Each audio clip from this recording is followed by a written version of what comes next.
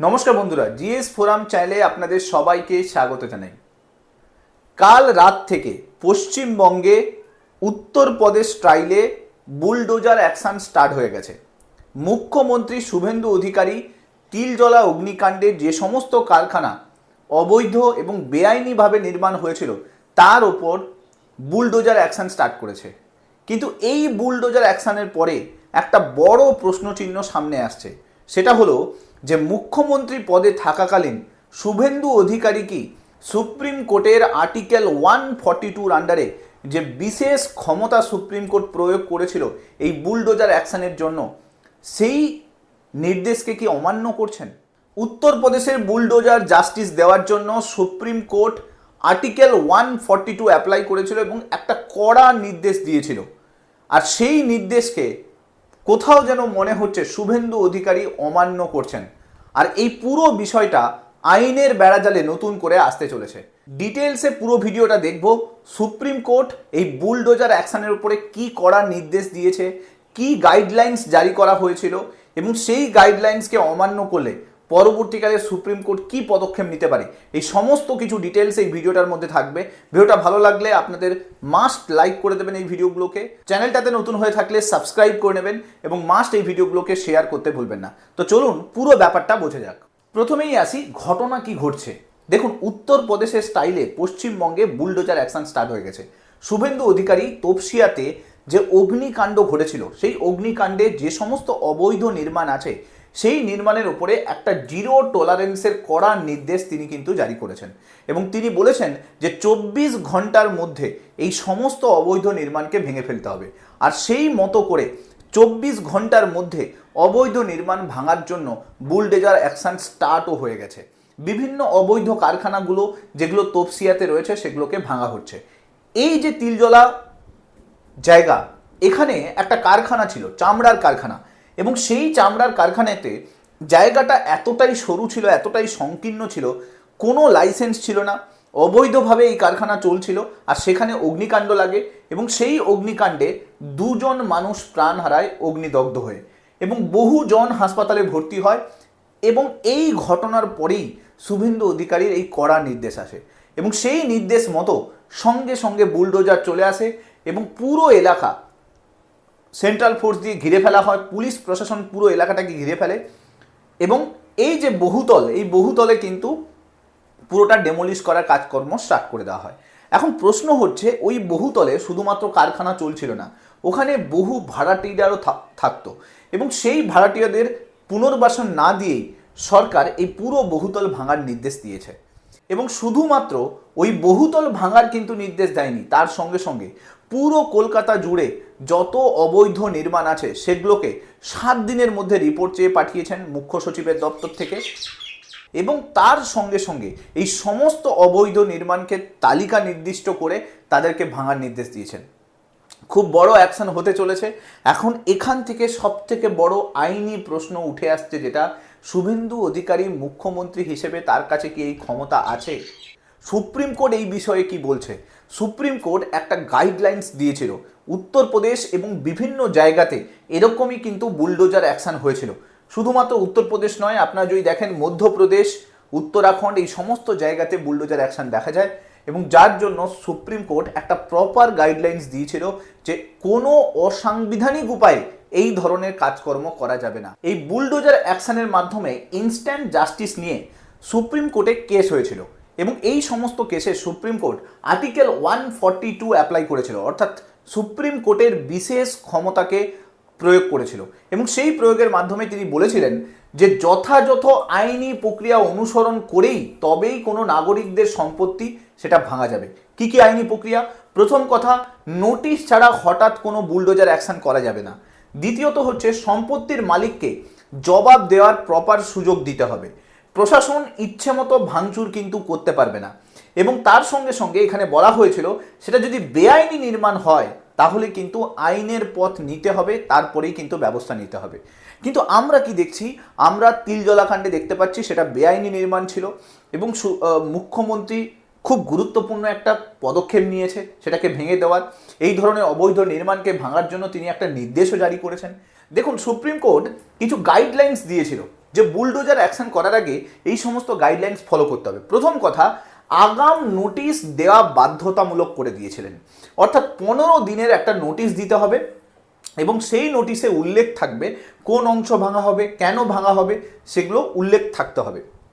সেগুলো যদি উল্লেখ না থাকে তাহলে কিন্তু কোনোভাবে ভাঙা কিন্তু যাবে না। সেকেন্ড হচ্ছে ন্যায্য শুনানির সুযোগ দিতে হবে, অর্থাৎ ক্ষতিগ্রস্ত ব্যক্তিকে নিজের বক্তব্য জানানোর সুযোগ দিতে হবে এবং একটি ব্যক্তিগত শুনানির তারিখ নির্ধারণ করতে হবে এবং তিনি চাইলে ভাঙার সিদ্ধান্তকে চ্যালেঞ্জ করতে পারবে, অর্থাৎ সুপ্রিম কোর্টে তিনি চাইলে কিন্তু ভাঙার সিদ্ধান্তটাকে চ্যালেঞ্জ করতে পারবেন। 3 নম্বর গাইডলাইন সুপ্রিম কোর্ট দিয়েছিল সেটা হলো স্বচ্ছতা বজায় রাখতে হবে, অর্থাৎ নোটিশ পাঠানোর সঙ্গে সঙ্গে কর্তৃপক্ষকে ইমেলের মাধ্যমে স্থানীয় কালেক্টর এবং জেলা ম্যাজিস্ট্রেটকে সেটা কিন্তু জানাতে হবে যে সেখানে একটা বুলডোজার অ্যাকশন হবে। 4 নম্বর হচ্ছে কখন চূড়ান্ত আদেশ জারি করতে পারবে সরকার, সেটা হচ্ছে অর্থাৎ মালিক বা দখলদার যে বক্তব্য দিচ্ছে সেই বক্তব্যের সঙ্গে প্রেজেন্ট যে অবৈধ নির্মাণ আছে তার কোনো মিল হচ্ছে না। 2 নম্বর হচ্ছে যে এই যে অবৈধ নির্মাণ সেটাকে ভাঙা ছাড়ার কোনো উপায় নেই, না হলে ভবিষ্যতে আবার এরকম বড়সড় প্রবলেম আসতে পারে, তো সেক্ষেত্রেও কিন্তু চূড়ান্ত আদেশ জারি করতে পারে। এছাড়া পুরো অংশ ভাঙা হবে না আংশিক অংশ ভাঙা হবে সেই বিষয়ের তথ্য যদি মালিককে বলে দেওয়া হয় সেক্ষেত্রেও কিন্তু চূড়ান্ত আদেশ জারি হতে পারে। এবার চূড়ান্ত আদেশ জারি হওয়ার পরে 15 দিনের সময় থাকবে, 15 দিন সময় থাকবে, অর্থাৎ 15 দিন পরে কিন্তু সেখানে বুলডোজার অ্যাকশন করা যাবে, ইমিডিয়েটলি করা যাবে না। 6 নম্বর সেটা হচ্ছে ভাঙার সম্পূর্ণ নথিভুক্তকরণ করতে হবে। দেখুন, ডেমোলিশন হলে সেই যে পুরো প্রক্রিয়া তাকে কিন্তু ভিডিও রেকর্ড করতে হবে, তার একটা ইন্সপেকশন রিপোর্ট তৈরি করতে হবে বা ডেমোলিশন রিপোর্ট তৈরি করতে হবে। সেই ডেমোলিশন রিপোর্ট সংশ্লিষ্ট সমস্ত যে কর্মচারী ওই বিভাগে রয়েছে তাদের কাছে কিন্তু পৌঁছে দিতে হবে। প্লাস তার সঙ্গে সঙ্গে এটাও বলা হয়েছে 7 নম্বরে যদি কোনো অভিযুক্তের বাড়ি সেটা যদি কোনো বেআইনি নির্মাণ হয়, ঠিক আছে, তাহলে বেআইনি নির্মাণের ক্ষেত্রে আলাদা একটা মানদণ্ড দিয়ে সেই পুরো বিষয়টাকে বিচার করতে হবে। সুপ্রিম কোর্ট বলেছে যদি এই ধরনের কোনো অবৈধ নির্মাণ থাকে, ঠিক আছে, সেটা যদি সেখানে থাকে তাহলে শুধুমাত্র অভিযুক্তের বাড়ি ভাঙাই নয়, তার সঙ্গে সঙ্গে যে অভিযুক্ত আছে তাকে কিন্তু শাস্তির ব্যবস্থাও করতে হবে। এবার কিছু কিছু ক্ষেত্রে সুপ্রিম কোর্ট ব্যতিক্রমও করেছে। সুপ্রিম কোর্ট বলেছে যে এই নির্দেশিকা কিছু ক্ষেত্রে প্রযোজ্য হবে না। কোন ক্ষেত্রে? কোনো রাস্তা যদি থাকে, ফুটপাথ যদি থাকে বা জনসাধারণের কোনো জায়গা যদি থাকে, সেখানে যদি কোনো বেআইনি নির্মাণ থাকে বা কোনো রেলওয়ে যদি থাকে বা কোনো জলাশয়ের পাশে যদি এরকম অবৈধ নির্মাণ করা হয়ে থাকে তাহলে কিন্তু এই পুরো নির্দেশিকা জারি করা যাবে না বা এই নির্দেশিকা ফলো করতে হবে না, সেখানে কিন্তু বুলডোজার অ্যাকশন ইমিডিয়েটলি করা যাবে। এবার দেখুন, এইরকম অনেক ঘটনা অতীতে কিন্তু হয়েছে, সেই রিলেটেড সুপ্রিম কোর্টে অনেকগুলো কেসও হয়েছে। যেরকম প্রথম কেস আমি আপনাকে বলছি, মানেকা গান্ধী কেস। এই কেসে সুপ্রিম কোর্ট বলেছিল যে মানুষের অধিকার হচ্ছে সুস্থভাবে থাকা, ভালোভাবে থাকা, ঠিক আছে। সেখানে বলেছিল যে শুধুমাত্র কোনো একটা আইন থাকলে হবে না, সেই আইন প্রতিষ্ঠা করতে হবে, ন্যায্যভাবে প্রতিষ্ঠা করতে হবে। তো অতএব শুধুমাত্র সন্দেহ বা প্রমাণহীন অভিযোগের ভিত্তিতে কোনো একটা বাড়িকে ভেঙে ফেলা যাবে না, সেখানে স্বচ্ছতা দরকার আছে, কোর্টের একটা নির্দেশিকার দরকার আছে। সেকেন্ড আরেকটা কেস হচ্ছে, আপনারা দেখতে পাচ্ছেন ওলগা টেলিস কেস। এই কেসে সুপ্রিম কোর্ট কি বলেছিল যে রাইট টু লাইফ মানে বেঁচে থাকার অধিকার মানুষের কিন্তু রয়েছে, এটা একটা ফান্ডামেন্টাল রাইটস। তো মানুষ যদি যে বাড়িটাতে আছে সেই বাড়িটা যদি সরকার হঠাৎ করে কোনো আইনি প্রক্রিয়া ছাড়াই তার বাড়িঘর যদি ভেঙে দেয় তাহলে কিন্তু সেটা সাংবিধানিক অধিকারকে লঙ্ঘন করছে। তো সেই ক্ষেত্রেও কিন্তু সুপ্রিম কোর্টের নির্দেশিকা রয়েছে যে এরকম করা যাবে না, অসাংবিধানিক উপায়ে কিন্তু কারো বাড়িঘর ভেঙে দেওয়া যাবে না। দেখুন, এই পুরো বিষয়টাতে একটা জিনিস স্পষ্ট যে এই যে বেআইনি নির্মাণ, এই নির্মাণগুলোকে ভেঙে ফেলা যথেষ্ট আবশ্যক, প্রয়োজনীয়। কারণ এরকম যদি না ভেঙে ফেলা হয় তাহলে ভবিষ্যতে এর থেকে বড় গুরুতর ঘটনা কিন্তু ঘটতে থাকবে। আইএসএফ বিধায়ক নওশাদ সিদ্দিকী তিনি বলেছেন যে এই যে পুরো বহুতল বাড়ি আছে, এই বহুতল বাড়িতে বহুজন ভাড়াটিয়ারাও থাকতো। তো মুখ্যমন্ত্রীর এই যে পদক্ষেপ ইনস্ট্যান্ট জাস্টিস দেওয়া, এটা অসাংবিধানিক উপায়ে হয়েছে। কারণ ওই বহুতলে বহু মানুষ থাকে যারা এই মুহূর্তে তাদেরকে পুনর্বাসনের সুযোগও দেওয়া হয়নি। এখন তারা যদি কোথায় থাকবে সেটাই যদি স্থির না হয়, তার আগেই যদি ভেঙে দেওয়া হয়, সেটা কিন্তু যথেষ্ট ভবিষ্যতের জন্য কিন্তু খারাপ। কারণ এরকম বহু অবৈধ নির্মাণ আগের যে সরকার সেই সরকারের আমলে হয়েছে, আর তাতে সমস্ত মালিক পক্ষ যেরকম দোষী, তার সঙ্গে সঙ্গে সরকারও দোষী, সরকারের সমস্ত আধিকারিকরাও দোষী।